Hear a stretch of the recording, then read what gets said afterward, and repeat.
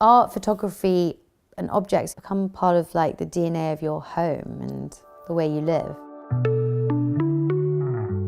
Really, this house has always been a bit of a free-for-all. It started as my office, you know, I always have people in and out. And I think my bedroom's always been a place where me and my girlfriends have always tried on clothes and got dressed, and that's part of what's become my business. So even my bedroom isn't really out of balance. You know, I feel like I'm quite an open person. My journey to creating and selling homeware and fashion was absolutely accidental. Styling friends for kind of premieres or job interviews or dates or whatever it was.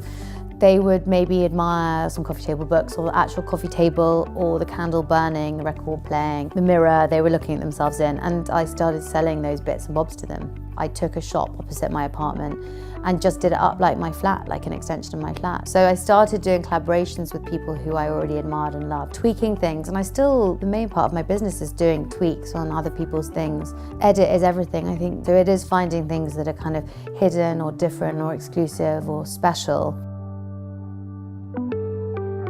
I love my time at home. I know, I love looking at the diary and seeing that I've got nothing that night. More and more now I have children, and it's a place I know I'm going to find my husband. I can decompress, and I get a lot of work done here.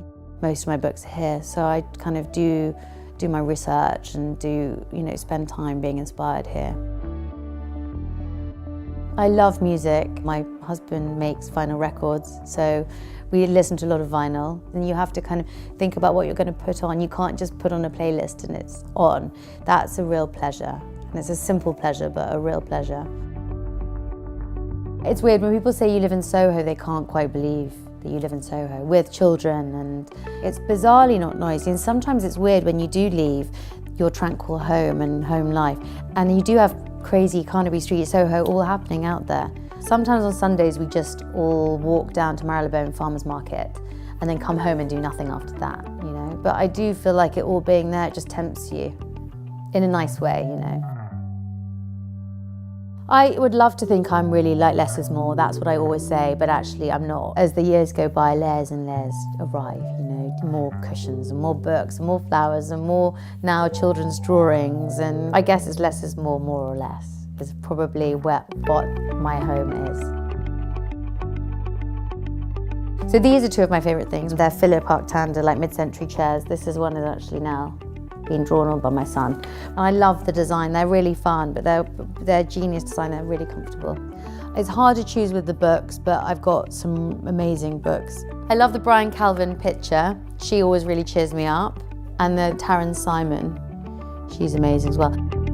Bianca Arrivabene, my Venetian friend, always said it's not very noble in Italy to have too much matching things, which is inspiring because it's like having things you maybe inherited, picked up at junk shops, you know, and having a mix is really, it's fun and chicer in a way, and just, I feel like if you love it, it works. So therefore, everything does work because you just own it. Then you can buy things you really love along the way.